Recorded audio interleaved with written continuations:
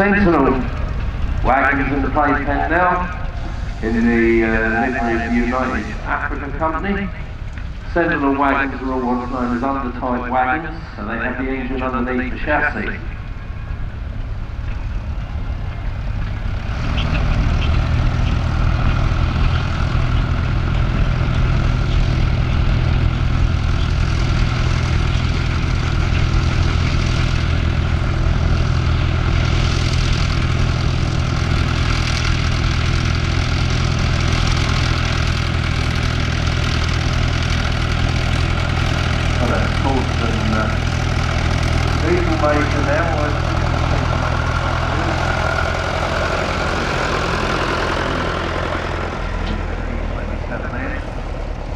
The E27N was developed in accordance with standards, but had the problem that they weren't actually about any money to develop the new tractor, so it shares a lot of parts. The later one was all made vehicles and an all-new engine and a big gearbox, 2 ratios, but the back end was basically the same as been developed for the E27N in 1945.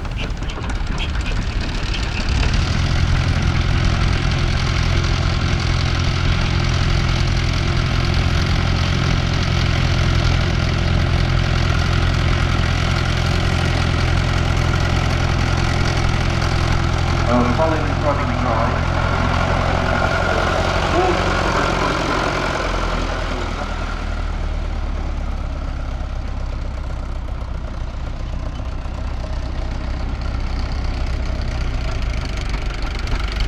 tonight it has been returned to its Hickey livery for this season.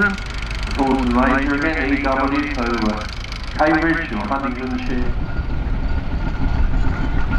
Now we have the Burrell traction engine Century, Old Warden, as she was known when she worked for W.J. Ford of West Row in Suffolk.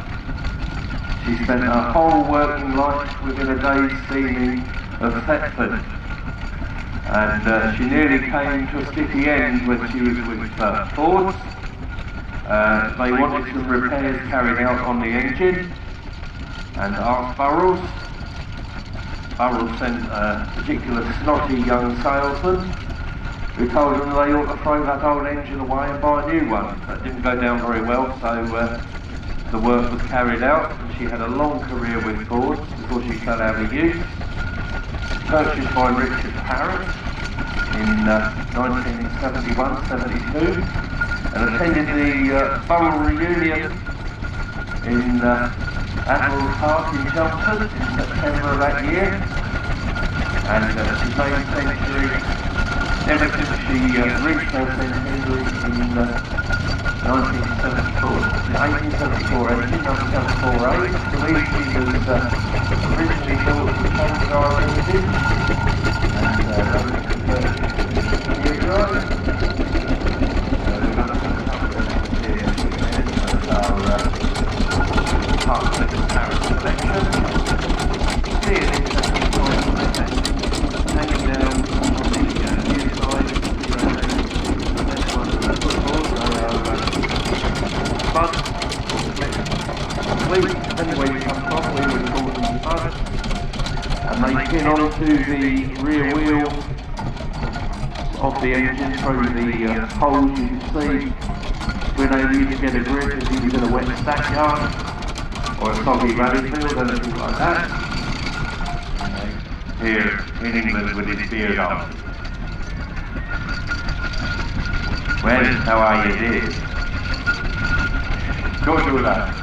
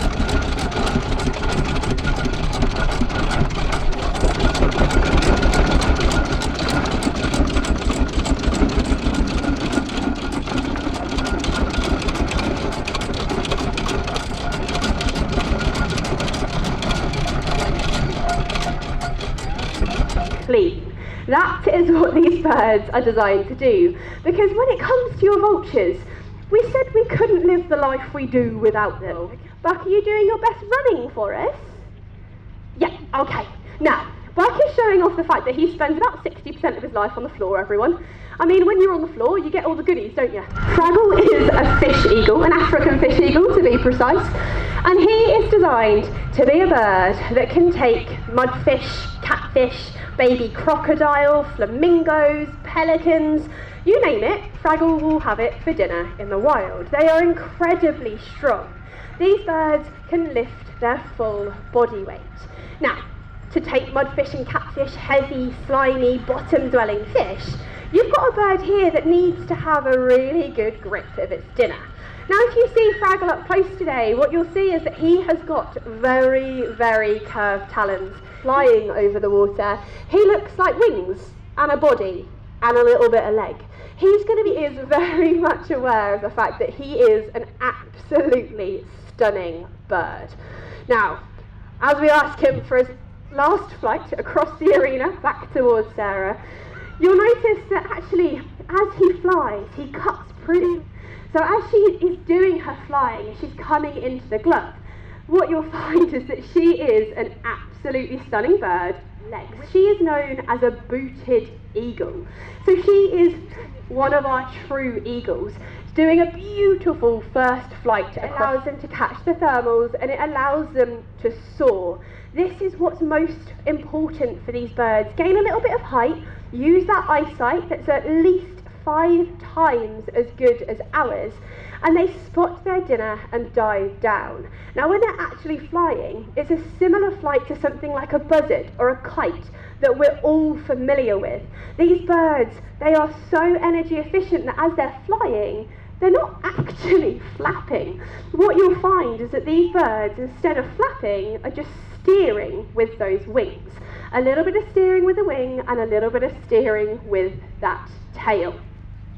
First flight back to mum again, the whole way across the arena. Give that.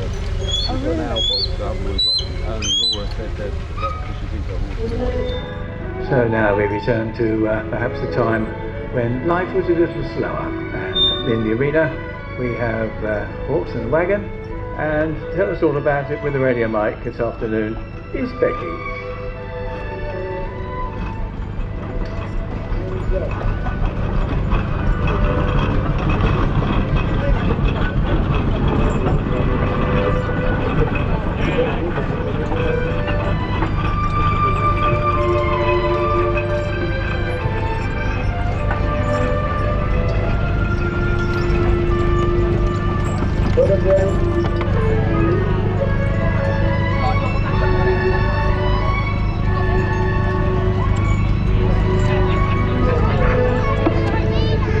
For those of you who don't know, in Great Britain we have 4 main breeds of heavy horse: the Shire, the Clydes, the Suffolks and the Percheron.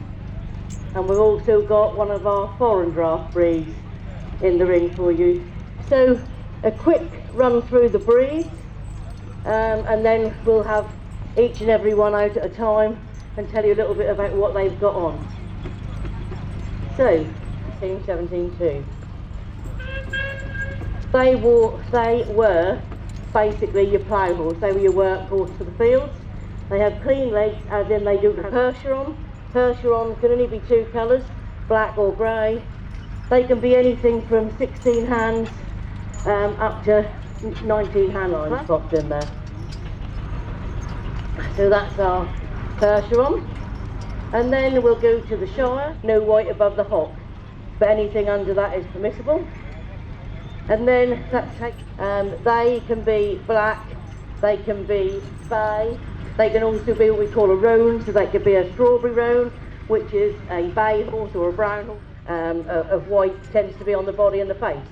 Clyde tends to have a nice big white face. That is, as I say, one of the traits of the Clydesdales. Now, with a complete opposite with a Suffolk, no white. The only white that is permissible on a Suffolk is on the face. And your Blaze. Annie has got a little white on hers, but as I say, that's the only bit that is permissible with a Suffolk. Doesn't quite work that way. with an English fine leather on. What you have to do now is put around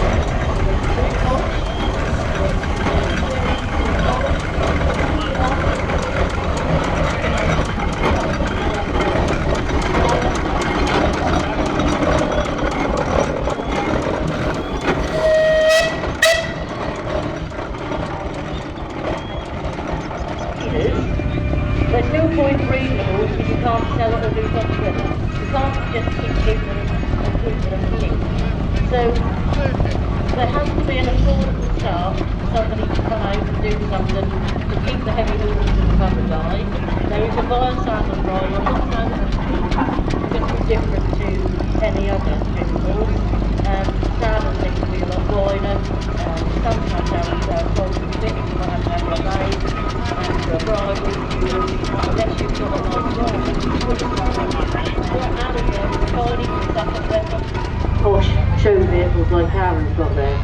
But as I say, if you look when Major now comes round before we come back into line, look at the back of his car and you see, you know, exactly what we mean. It's got a lovely cross back collar there, you know, and it really does help with the horses, you know, when they're pushing up that collar all day long, they do feel that element.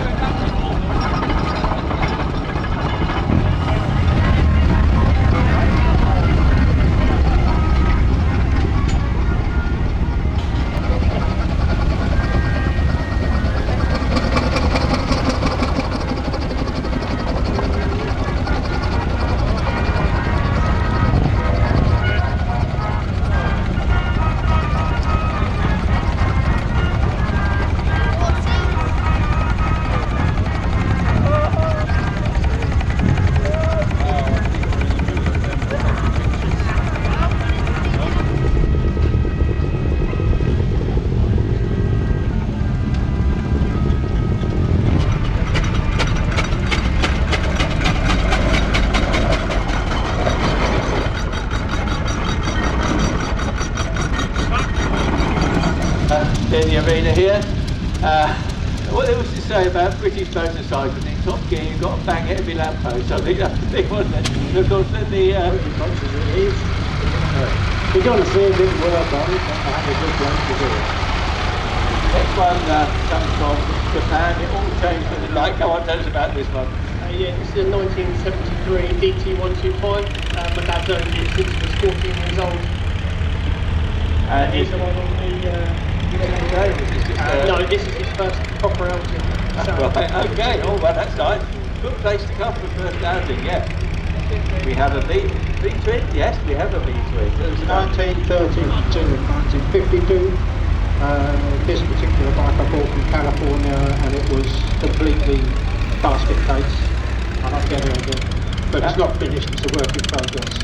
It looks wonderful. So Yeah, I know, but it's not finished. It's not finished. It's going to paint it. It'll take a while. It's never been off the road, never been restored. I think the original apart from the exhaust, That's as they is. stopped making 20 years ago. As is, yeah, doing very well. Royal Enfield is another one of the grand old British names you hardly ever hear about nowadays. This one's from 1960. It's a 1965 Royal Enfield, and it's fitted with a Tron 500 engine. Very much. Norton. Oh, didn't they do a lot of racing with Nortons at one time? Yes, they did. 77 Norton Commander Mark III electric start. I've owned about 4 years. It was walking around it after I've gone, it's going to get it back. So. Yeah, Norton was one of those. Yes, it was a race. Where did you start if you were going to go on two moves? You started with one of these, didn't you? The BSA Bantam. Everybody had a Bantam. Everybody had a Bantam sometime in their life. It's, this is my very first one. I was at school at the time, let's put it that way. Yeah, and I bet a lot of people were, and I've been riding them on fields and getting used to it. What a way to learn to drive. Brilliant, yeah. Another BSA. It's a 1959 C15. I bought it last year and I've done it up basically. It's first time out in a full colour. Yeah, I'm still getting used to the controls. Oh, yeah. There's the craft to starting these things, you have to get used to it. No, if the stars are aligned, she'll start first kick. You certainly have, yeah. Never mind. Go on, tell us about this one. It's 1966 250 trials. And I think you use it every day? No, not every day, no. It's a fun machine. Yeah, like they all are. Yeah. Here we have another BSA. Tell us about this one. This is the BSA 1973 Thunderbolt. It's one of the last BSA ever made for the grass with the knobbly tyres on it, so it helps it stop sliding everywhere. Yeah, that's also helpful, especially on two wheels. What we got? Another Royal Enfield. 2 miles to the front, 10 miles to the front door. You've got 2 miles to the back wheels on, and you put the suspension in. And they go like a rocket, don't they? Yes, they used to, yeah. I mean, obviously, Japanese bikes have a lot faster now, but in the day, yes, they were the one. And I remember car drivers complaining about the fact he'd taken a bike for his fun, and as he went past, he changed up. Yeah, there was a story 2 years ago about somebody who Doncaster Way, I think it was Sea of Lincoln, after the Sea of Lincoln. On earth is that? It was going on and on and on. Get a kid to go and find out what that is. So we went out there, went on the bridge and had a look, this thing got underneath some of this. Amazing. Right, something with 4 wheels. A Chevrolet Lizzie, do tell, what's this one all about? In Canada, and then imported in kit form to Vauxhall Motors at Hendon, where it was assembled. If it was a couple of years later, it'd have been a Bedford. Yeah. There'd be a whole load of in kit form. Yeah, in the kit form, yeah. They were sold under Chevrolet when Vauxhall Beds had a partnership with Right, what do we got next?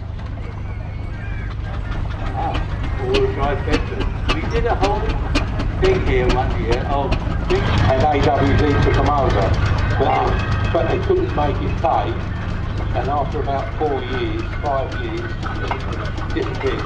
So this basically is, I would say 90% Bedford, and the other 10% as you say, there's a bit in between the two. What about it when we had a space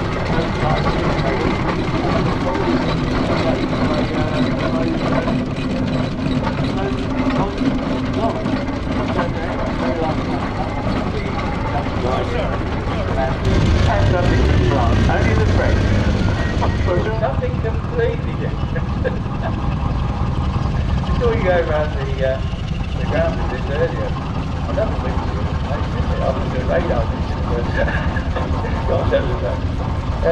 So it's 90% multi speedster from Manchester Right.